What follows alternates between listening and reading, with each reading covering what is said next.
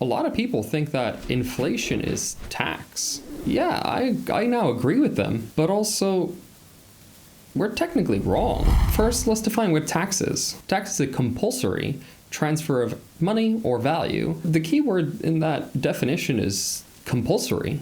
Income tax, compulsory. Property tax, sales tax, yeah, try not paying it. See what happens. Now let's look at inflation. Inflation happens when the government, or more specifically, the central bank, increases the money supply. They do that through a myriad of ways.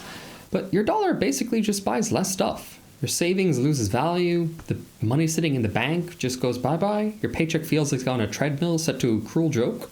But the important distinction here is that in the United States, you are not legally required to use the US dollar.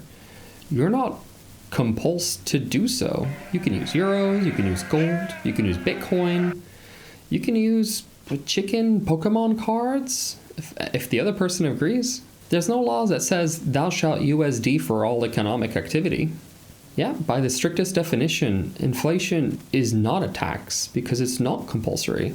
And isn't that the best form of being correct? Being only technically correct? Is the most annoying form of correct, because here's a practical reality. Try paying your rent in Bitcoin. Try paying your taxes in gold. Try telling your employer, actually, I like my salary in Swiss francs. Yeah, see how far that gets you. You can do it.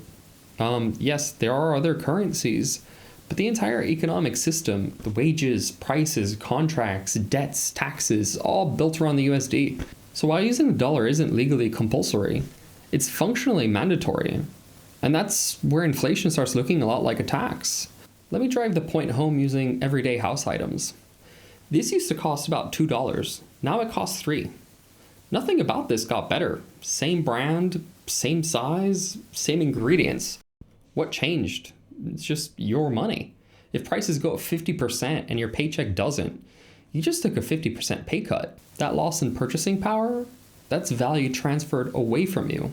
No bill, no vote, no line item on your tax return, just poof. Inflation is a tax. Legally? No. Technically? Still no. Practically, if it walks like a tax, hurts like a tax, and somehow always helps the government spend more, I think people are justified in calling it one. And maybe the real takeaway here is this. If something can drain your wealth, reshape your behavior, and fund government spending all without ever being called a tax, that's not a loophole or a bug. That's a feature. My next video is going to be about how financial YouTubers like Graham Stephan, how many people's lives are they actually changing on a worldwide scale? If you found this remotely interesting, hit the like button to subscribe.